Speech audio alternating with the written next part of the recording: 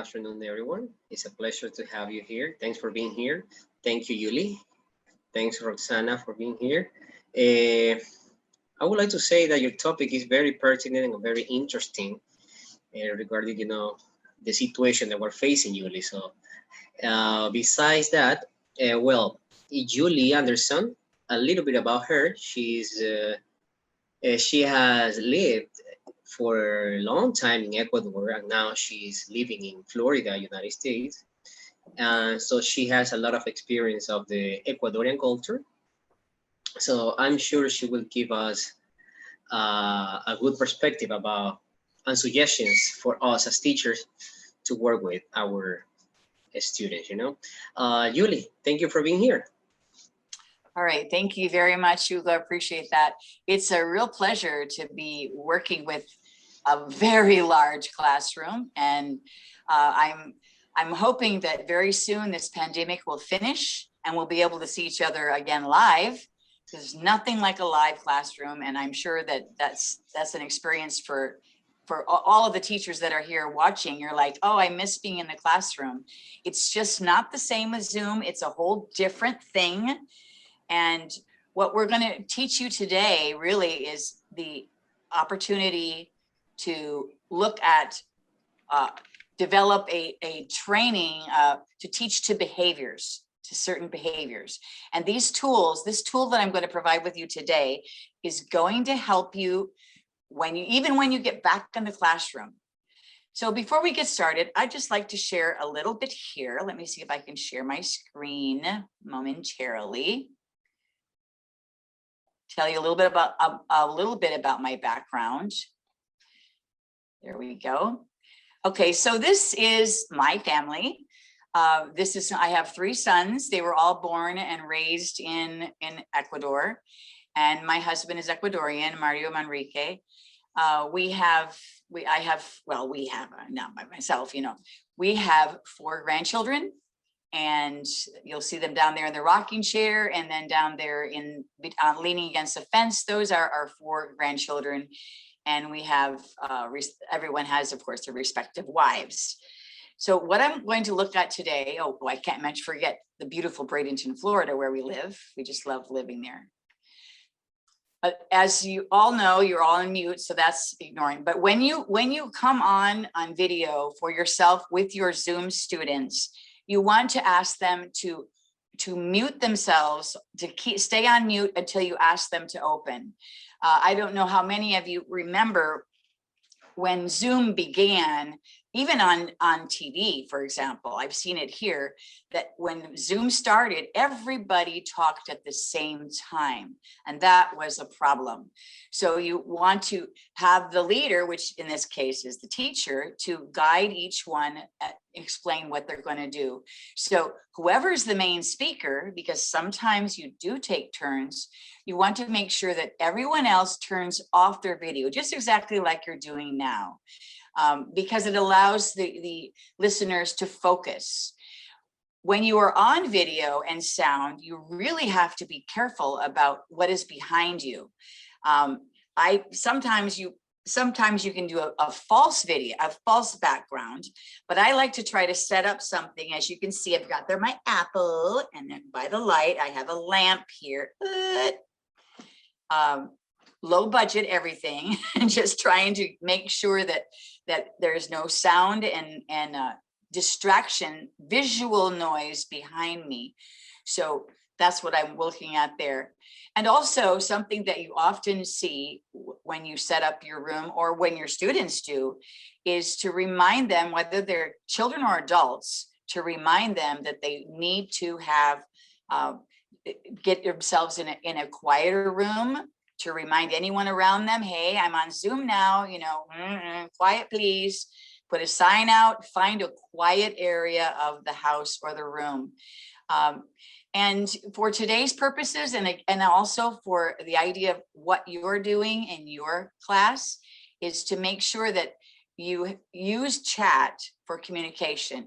Ideally, you are lucky enough to have someone like I have right now, with assistance from Hugo, Maria, Rosanna, and a couple others that are going to help monitor.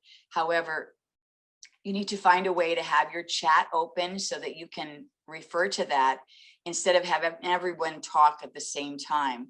You want to use hand raising, which is on your chat feature, when there's an opportunity for interaction.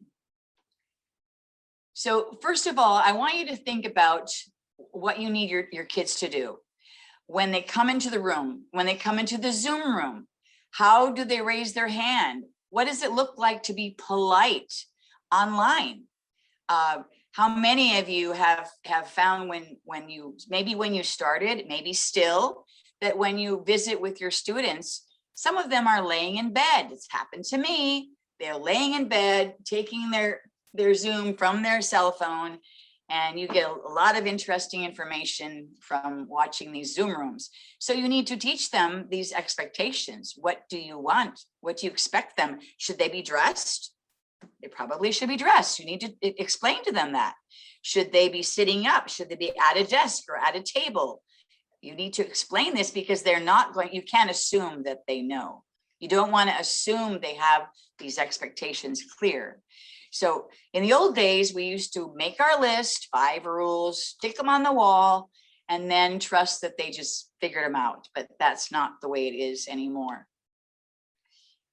One of the most unchallenged assumptions is that we have that kids come to school ready to learn. They're coming to your class. What we've seen, on the other hand, especially with Zoom and with virtual learning, so many kids are failing, especially with English that is not their first language. It is a struggle to learn. So you have to find different ways that you can actually teach with games, with fun elements. As we were taught years ago, EFL really means fun English. How do you make it fun, even for the adults? But what we find is that our students are actually unsocialized with the era of video and video games, especially. We find that they don't really know how to behave with each other. They may just grunt. I actually have an experience of when a student that I taught who was the son of a millionaire, he had all the opportunity. Lived in this 7,000 square foot home, very large. Parents were both there in different ends of the house. And yet when he came down to meet me for a class, the first time he came, the first actual 3 days, he came wrapped up in a blanket and in his pajamas. And when I would speak to him, he would just grunt and answer, I don't know. And it took a little while of training him, but eventually, obviously with parent support, he began to wear actually, a polo shirt. And we said, Bermudas, even though you're at home, there are things you need to do. You need to explain what are your expectations. We understand, because whether the parents are affluent and have the money to do whatever they want with their lives, or they're working extra, these are things that we understand. Many of our children are trained up and socialized by cartoons and by video games, and that's what they know. So our jobs are to give them the skills to make them a successful learner, which is way beyond the academic lesson. We want to remember that kids come to our class unsocialized. So whether we like it or not, that is one of our jobs to actually train them. And what we find is that if you spend a little time training them in behavior, it will serve to invest greater time later on when you are actually trying to teach them academics, right? So there's some rationale for this training of teaching behavior. One is that these rules provide security. I mean, imagine if you find out after you've already been taken to jail, then the policeman sits down, and we know he doesn't do it this way, but he sits down and writes the law and says, okay, this is why you're here. And you're like, I didn't know before, there wasn't a law. So this is what happens, or what we do to our students when we don't lay out clearly what are the expectations for behavior ahead of time, before they break all those rules, so to speak, before they're impolite. we tell ourselves, well, they should know, but no, they don't. They don't, unfortunately, know.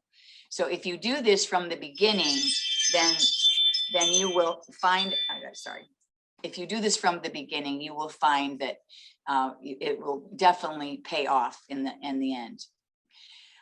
You want to make sure that you teach appropriate behaviors. We've got to be proactive on this. The investment in time now will make for everything smoother later.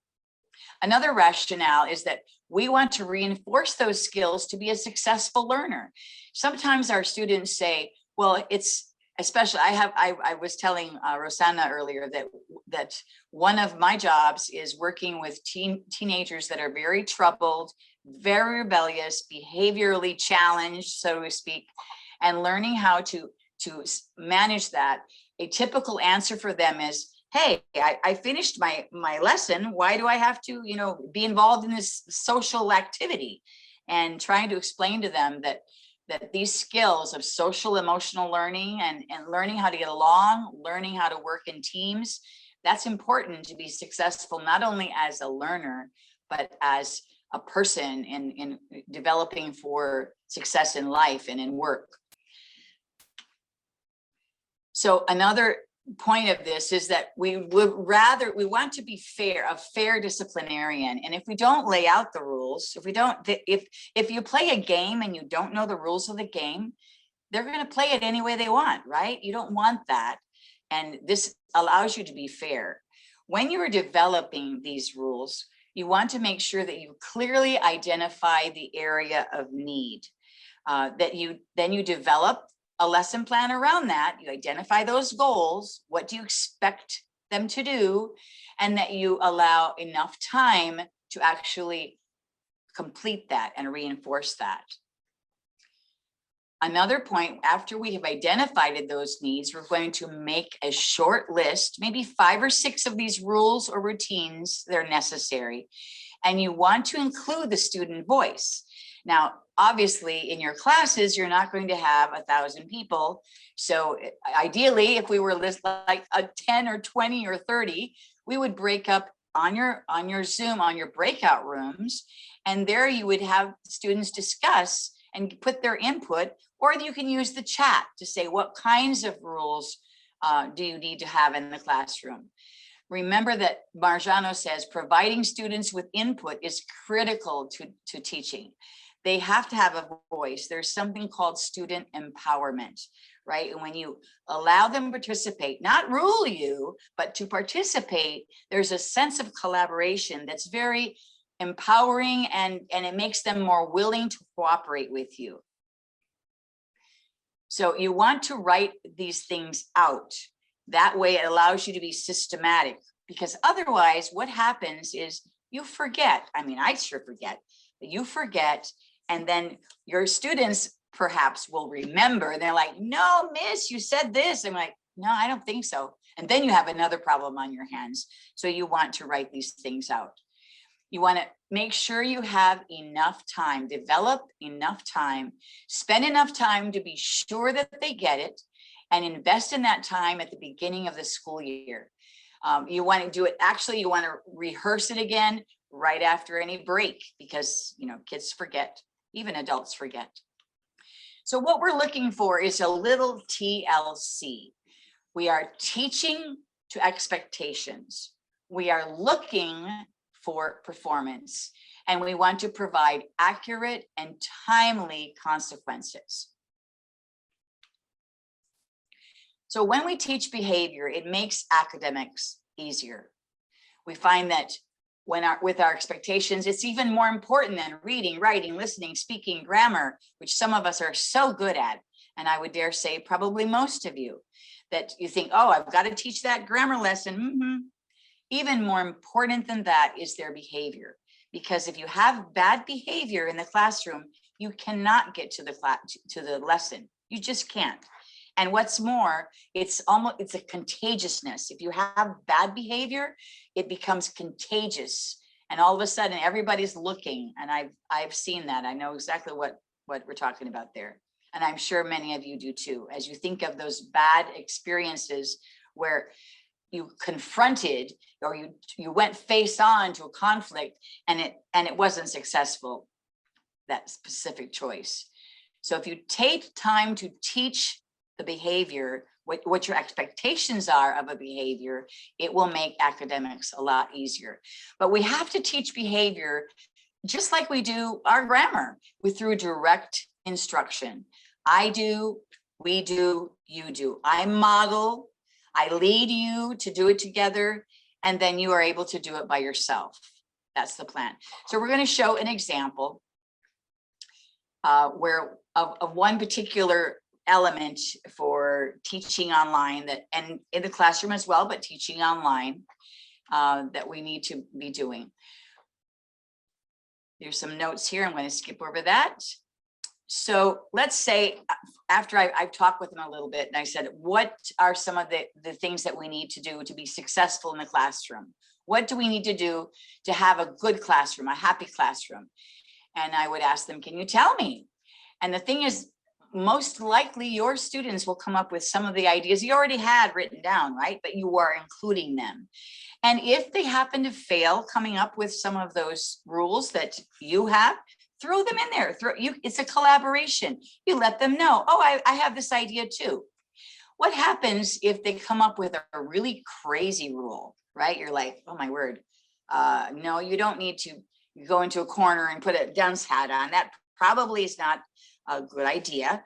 And you have the right to veto it, to say no.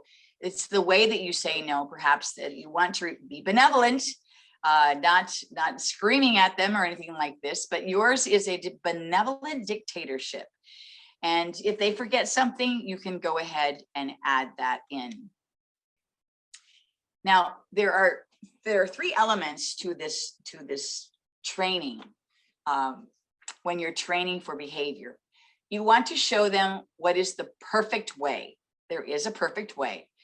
And then you will show them, don't let them show you what is imperfect or negative, the opposite of what you want. And then you will also show them with their input, what is an almost but not quite right way to do this thing. Okay, here's an example.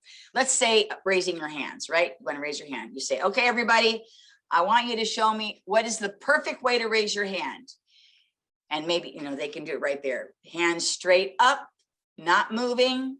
So what you've done there, you and your students, you write down what is the perfect way. You write down, you describe it. Hands straight up, not moving.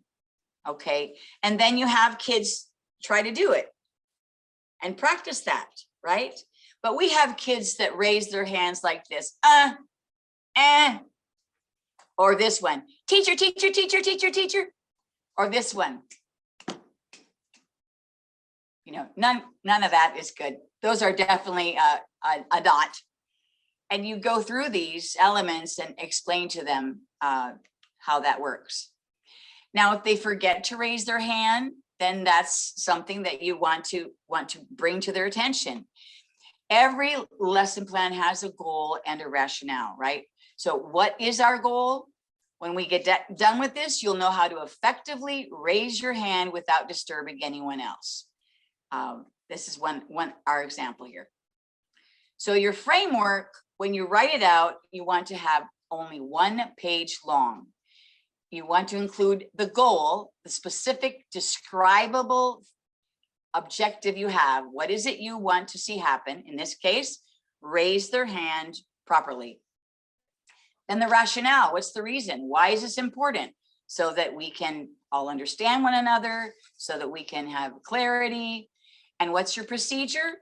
Again, through direct instruction, you're going to model, lead, and then test out. Did they get it? Performance, right? So let's start. So we're gonna, everybody in your, I can't see you, but we're gonna pretend we do, right? You're gonna raise your hand and hold it up still. Now, I'd like you to tell me, what do you think is the exact opposite? You can go ahead and put that in your chat.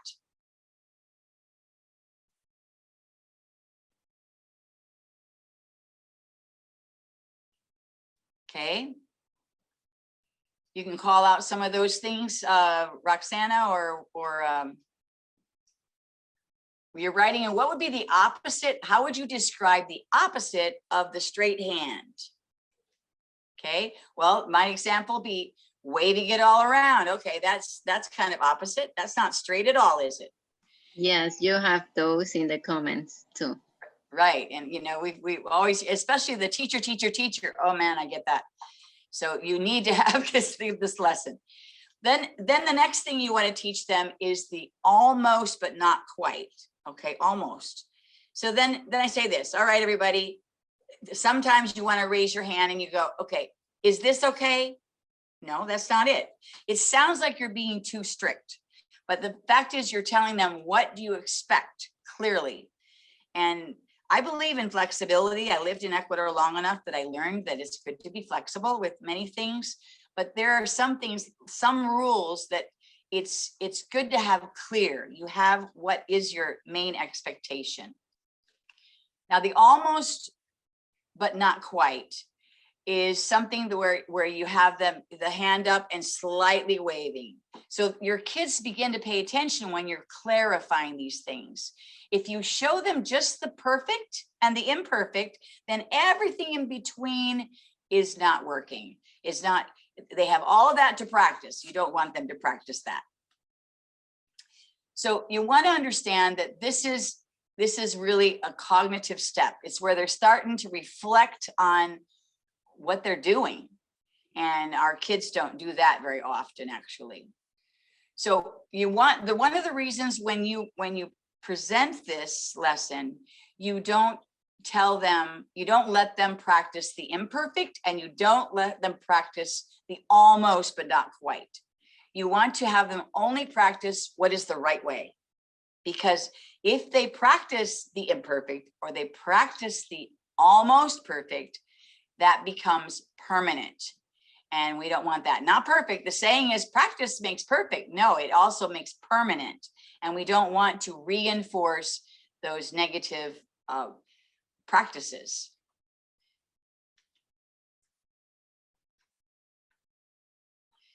So one of the things we want to do is with our behaviors, again, we're following the I do, we do, and you do.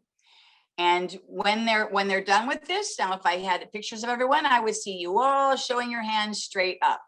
And then I give them feedback. No, straight up. Okay, a little bit there, a little bit here. And you let them practice that with you and work through that. And then you give them that feedback that they need. Think about back when you were teaching grammar. You don't just let them figure it out all the time. You have to test them. You don't say, well, okay, I gave you a lesson. Yeah, they probably know. No, you test them. And so it is when you're teaching behavior. You want to test that they got it. I have a daughter-in-law that is a kindergarten teacher, and she has what's called a teaching behaviors. She uses the acronym SMILE. S for sit or stand quietly. M for mind your manners. I for inspect your thought.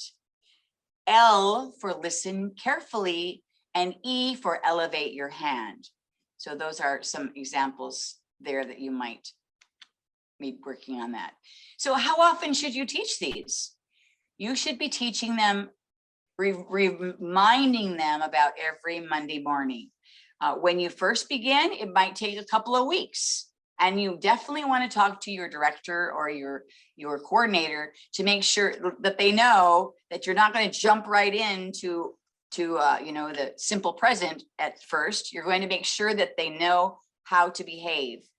For example, when you are teaching something, it has to be in the context, right? So for example, you're teaching at Zoom, so you have the pictures of everyone up there, and you let them know step by step what are the areas that we need to work on. Once you get back to the classroom in the physical brick and mortar, this will happen. Then you can begin to expanding on other behaviors that are necessary. For example, if you're going to be, sometimes their behavior in an assembly is not good. How would you do that? You would have to go to the assembly area, the patio, or the large room you might have, and practice it there, you wouldn't be practicing that in the classroom. So there's not any one right teach to, or we call them teach tos from Time for Teach. We model, lead, and test. We follow the process of I do it first, I show you, then we do it together, and then you are going to do it. And then I give you feedback on that and test back. We're going to teach to expectations. So there's no surprises. You show them the perfect, the imperfect, and the almost but not quite. As a result, you are digging into cognitive depth, and you're allowing them discrimination from what should they expect? How will they know they did it right? So some of you might say, well, it's not my job. I'm supposed to here to teach English or grammar. I'm not here to teach that. But the truth is, if you don't do it, who's going to do it? It's not going to work. If we don't teach them, we're going to get frustrated. How many teachers quit because of behavior? You're like, I can't take this. And yet, if you've never taught them how to behave and at least how you want them to behave in your classroom, then you're going to have problems with them. So if you're frustrated that your kids are violating these rules, they're going to feel that. They're going to see that on you, especially if you cry, just saying, but they're going to see that. They're going to feel the tension in the air. And it's really hard to go, no, everything's fine. Oh, right. So another thing you want to think about as you're training and behavior is think, this is not personal. This is not personal. The way that they behave against me, it's not a personal thing. And sometimes you have to tell it, it's like a mantra, it's not personal, it's not against me. But you need to tell yourself this and realize, well, I haven't taught them how to do this, so why should I assume they know? So again, where, if not here, when, if not now, we're the ones that have to do this. So what's a big problem behavior that you have with cyber learning? If you could write that in the chat right now, I think our time is getting down. Take a moment to just write quickly in the chat. What's the biggest problem you have right now with online learning? They get distracted easily, attendance. And what I've seen now with this online learning is that we cannot control what students are doing behind the screen. And I have 2 teenagers. They are in class, but when I see them, most of the time they are playing games. So that's right. something that really it's happening. Okay, when that happens, that when you have to have, sometimes they'll have keep your screens open when you suspect that your students are off camera doing something else. You want to increase the amount of chat response to keep them engaged, right? And you also want to make sure, like I said, that they're on screen, or that from time to time, let's say you gave a little lesson, then you quiz them on it. Say, okay, so what was this? So-and-so, and you call them out by name to find out what it is that they're supposed to be doing, so to see that they're on task. So being distracted, what would you do about that? What would you consider? Let's describe what you want them to be, right? So if they're distracted, what is the perfect behavior? What is the perfect behavior? It's focusing. So you want to have them come up with the idea with you. What are some ways to keep focused? How can I keep, as the students, how would you want your students to keep focused? You want them to stare at the screen? You want to see their hands? Because if their hands are up, available, they're not going to be on their phones playing, for one thing. That might be one option. You talk with them to say, what are you doing? Let's keep our hands up, if you suspect that they are playing games. Any other comments or as far as a problem behavior with your cyber students? Yeah, they are saying how we can control cheating, if they can look the answers on their phones, or they can just easily Google the answers. Absolutely. This is, now tell me something right now. One way is to get them to not give them a lot of wait time as far as using the chat to respond. You throw out a question and get answers right away. The other is, I mean, that is a very difficult challenge because cheating can happen anytime you have an electronic device available for them. That is a big problem. And I would think that the one way is to ask them, you want them to learn something, right? They want to learn. If they're going to be cheating, they really won't know. So quizzes would help to have them be practicing quizzes a little bit more and popping that up, sharing their screen to say, okay, let's see what you're doing. Let's, show me, explain this problem or explain this situation or give me an example, and share the screen to have different ones pop up. You're not going to be able to police them, unfortunately. We're on cyber and you can't have eyes everywhere, but being able to share the screen and see what they're doing in that sense, and pulling it up, that's what you have to be limited to. Don't worry so much that, oh, they're all cheating. They might be, but, and you can only go, just like in a class, you can't worry about everyone really wanting to be there. Just make it as interesting as possible. Yeah, I totally agree, because even in class, sometimes they seem to be paying attention, but they are thinking on any other situation. Absolutely. I mean, they can be staring at you and thinking, I would make sure also, for example, that they have their earbuds empty, because it's very easy for them. They block you out and they're looking like they're going, yeah, I have no idea what you're saying.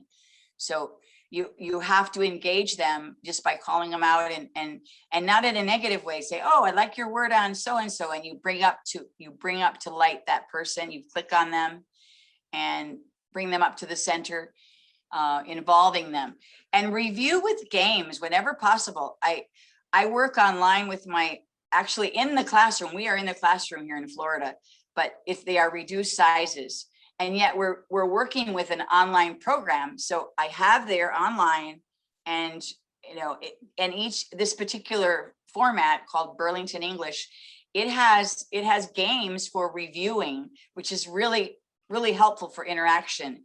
So if you're able to access or create, I don't know if you're able to create, but using games to review with each other is a great way to keep them involved, especially the younger they are, especially. Any other comments? We're coming up to about 2 more minutes from my side. Yeah, I agree, Julie. And also another situation is that we teachers sometimes need to, we need this type of lecture, but then we don't know if the students are paying attention, and they have justifications, because most of the time they say, okay, my internet is slow, yep, or I got disconnected. That's reality. Yeah, I got disconnected because of, there is no electricity, or yep, my computer gets slow if I have my camera on, yep, and so and so and so.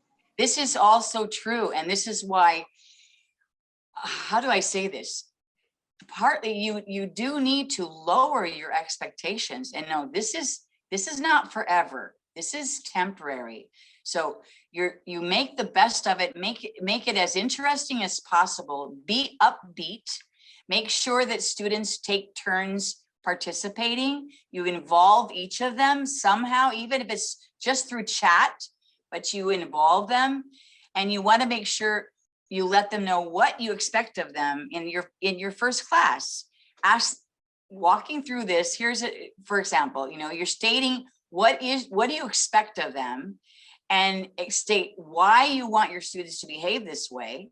Why is that? It's so that they get more out of it.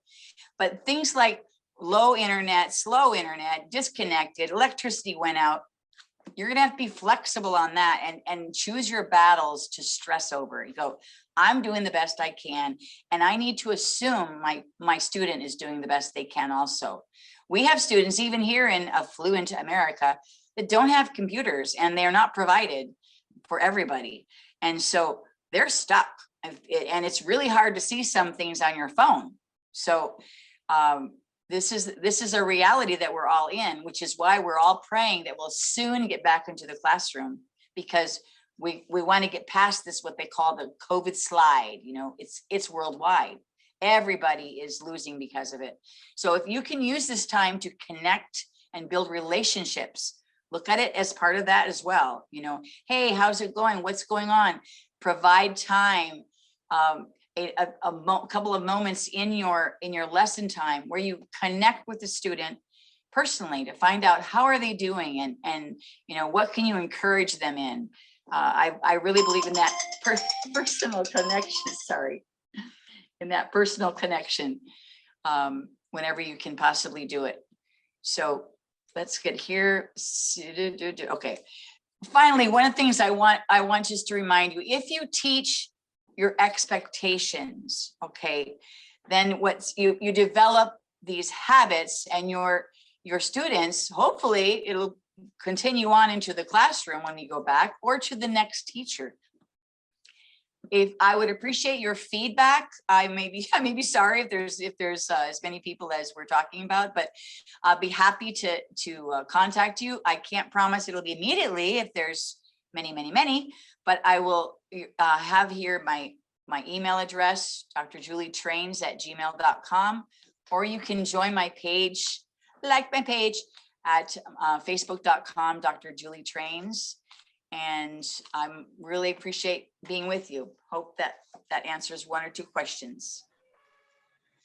Thank you. Thank you, Julie, for your presentation. It has been very insightful.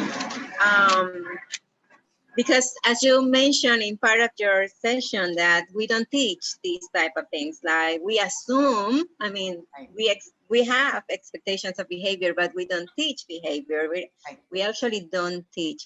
So but it is important, because sometimes, as you also mentioned, we can get frustrated because, you know, okay, this is not what I expect from my students. So we have to set those expectations. And another thing that I like from your presentation is don't take it personally. I mean, this is not personal. It's not a student against you.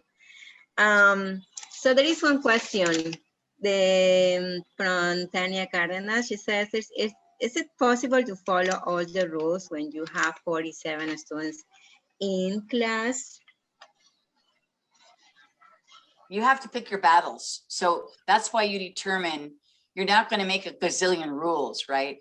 So you determine what, for me to do this class, is essential, right?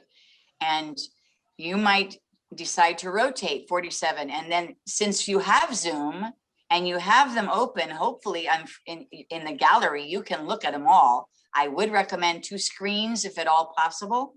If you can connect 2 screens, so you have, if your Zoom is going to continue for a while, it's probably a really good investment. So you have a screen full of your kids and you can glance at them at any time, right? And kind of zero in what's going on. And then you can call out their name. Hey, Johnny, can you tell me about this? Without waving your finger at them. You mean, come on, you're not paying attention. Just include them.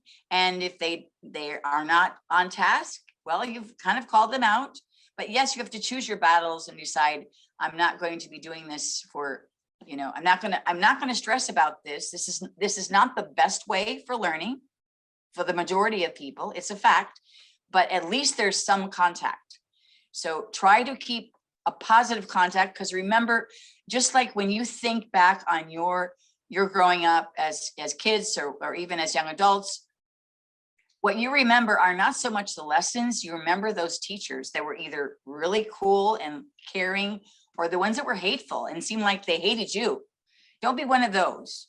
So if nothing else, build a relationship and realize in the end, you can't police everything. Decide a couple of things that are really important to you and teach how to do that. That's what I would suggest.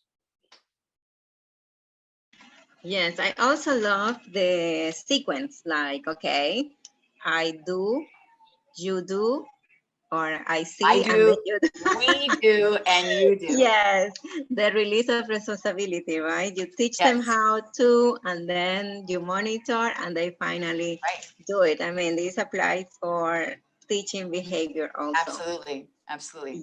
Yeah, and then if we don't teach them, who is gonna teach?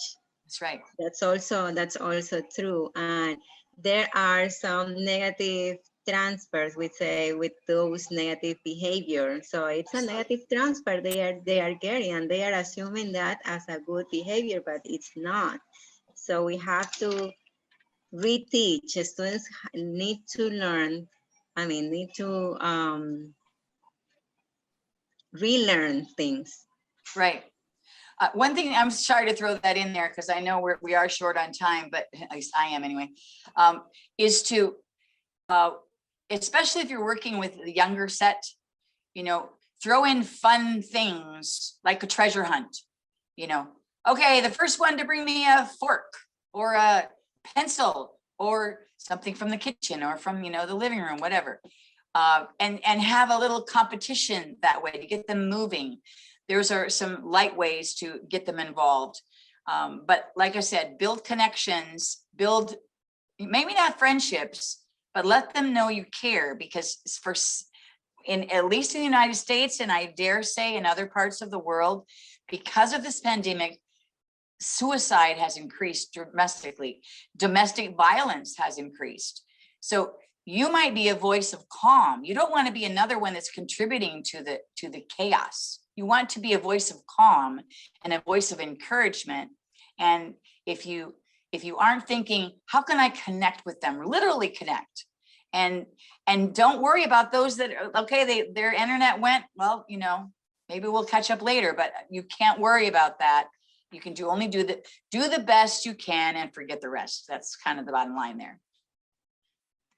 Thanks, Julie, for that piece of advice. And yes, I totally agree. We should be a voice of calm in these times of uncertainty, let's say.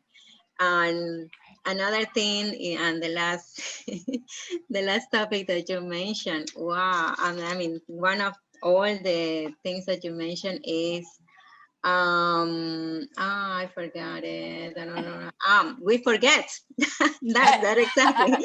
Case in point. Kids forget and adults forget. So we have to, be constant on that. And yeah, that's something that we need as teachers, we need to do. Let me tell you, because I'm a big forgetter. I love to forget. I forget what I did yesterday. I forget what I did this morning.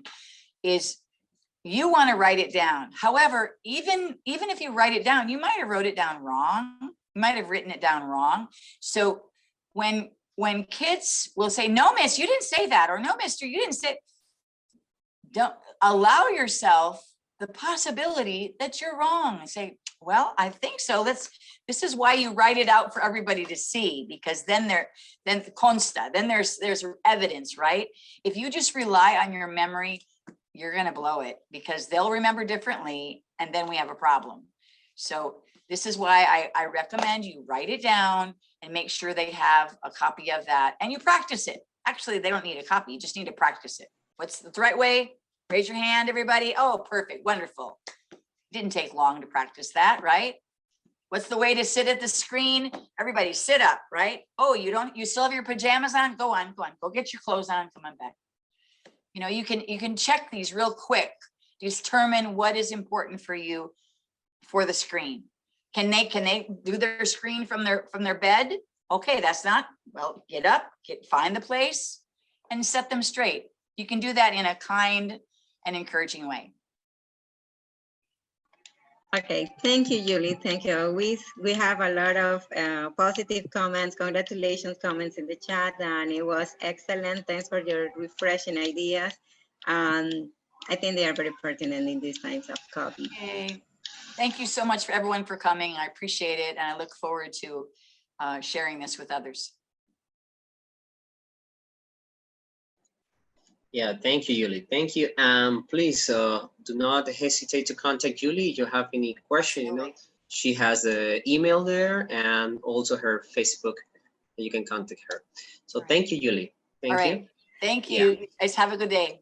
Yeah, you can stay here. Well, that's up to you. If I not, can for you a few can. minutes. I got All about right. 7 minutes. No problem, no problem. That's up to you. Well, I'm going to share general information about the master program. That Julie is also part of it. She's also a teacher of our master program. I will share my screen. Let me see.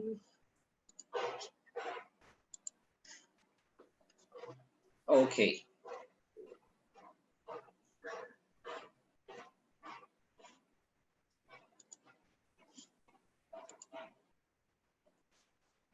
Well, I think everyone can see my screen. Well, this part is in Spanish, by the way. Aquí vamos a presentar esta parte en español. Bueno, para todos, ¿no?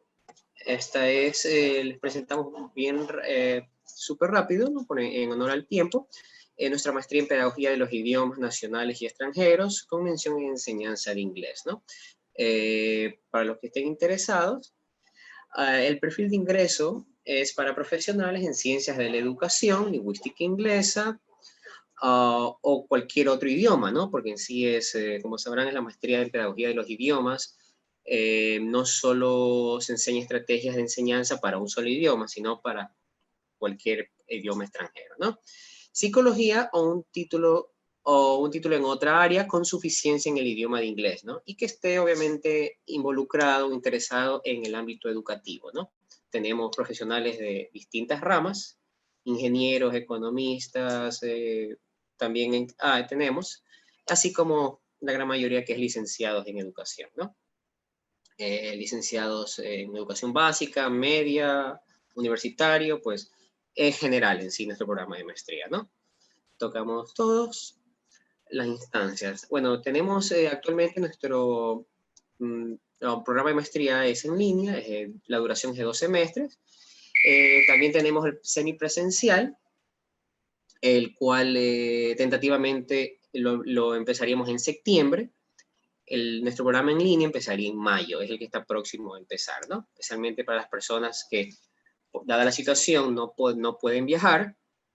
Y estamos actualmente con varios estudiantes de la Amazonía, inclusive desde Galápagos, tenemos de todas las partes del Ecuador, ¿no? Parte de nuestro programa incluye docentes extranjeros y locales, con una ardua experiencia en su cátedra y proyectos reales, ¿no? Esta es nuestra malla curricular. Tenemos 2 ciclos, podemos decirlo, que se dividen en 2 semestres, ¿no? Por llamarlo así. Bien, para la admisión a nuestro programa, ya muchos han de haber escuchado, tenemos el curso propedéutico, que se los prepara para ofimática, se da una introducción a nuestra plataforma Moodle de Casa Grande y a pensamiento abstracto, ¿no? Esto en 2 fines de semana que se están dictando actualmente, sábados y domingos, ¿no? El certificado B2 es un requisito. El que no lo tenga en este momento, pues igual puede aplicar, no es un obstáculo para no poder aplicar este programa. Sin embargo, en el transcurso, ¿no? Mientras realiza sus estudios, es importante que usted obtenga, ¿no? Su certificado y que este no sea muy antiguo, ¿no? Por lo menos de 3 años en adelante. Bien, como les decía, estas son las fechas y de nuestro próximo curso propedéutico para todas nuestras maestrías en general, incluyendo la de Pedagogía de los Idiomas, ¿no? Este curso es en español, dado que es general, ¿no? Esto aplica para las 2 modalidades, tanto semipresenciales, que empezarían tentativamente en septiembre, y la que es online, que empieza ahora en mayo, ¿no? Ambas tienen duración de 1 año. Bien. Así es como luce actualmente, después de una actualización que hubo recientemente, nuestra plataforma virtual, ¿no? Un poquito distinta de cómo estaba hace unos meses. Se han actualizado, la interfaz se la ha actualizado, está muy entretenida, ¿no? Aquí es donde encuentran todo el material que los docentes suben para sus distintas clases. Bien, en lo que es financiamiento, tenemos actualmente la maestría en línea, cuesta 5.500, la colegiatura. La semipresencial está en 6.300. Y el valor de la inscripción inicial, que es de $200, ¿no? Con la cual usted accede al curso propedéutico, ¿no? Para los que estén interesados, los que son parte del Fondo de Cesantía del Magisterio Ecuatoriano, con un certificado de que usted está afiliado, usted recibe un 30% en el total de su maestría, ¿no? Esto haciendo un solo pago. También, si es que usted no pertenece a esta entidad, tiene también, en cualquier entidad que usted pertenezca o que labore, al hacer un solo pago de todo el programa, usted se beneficia el 25%. Para los docentes del Mineduc y del MIES, o pagos semestrales, tienen un beneficio del 10% de descuento, y aceptamos todas las tarjetas de crédito, ¿no? Que dependiendo del banco de su preferencia. Bien, nuestros exalumnos, obviamente, los que hayan cursado otras maestrías o los que hayan tomado el curso de TEFL con nosotros, o cualquier otro curso, sea este de pregrado, programa de pregrado o profesionalizantes, pues ustedes pueden hacer acreedores al 30% de descuento en cualquiera de nuestras maestrías, ¿no? Automáticamente. Bien, para más información, nos pueden escribir aquí, o también voy a compartir un enlace. Voy a compartir un enlace para que puedan,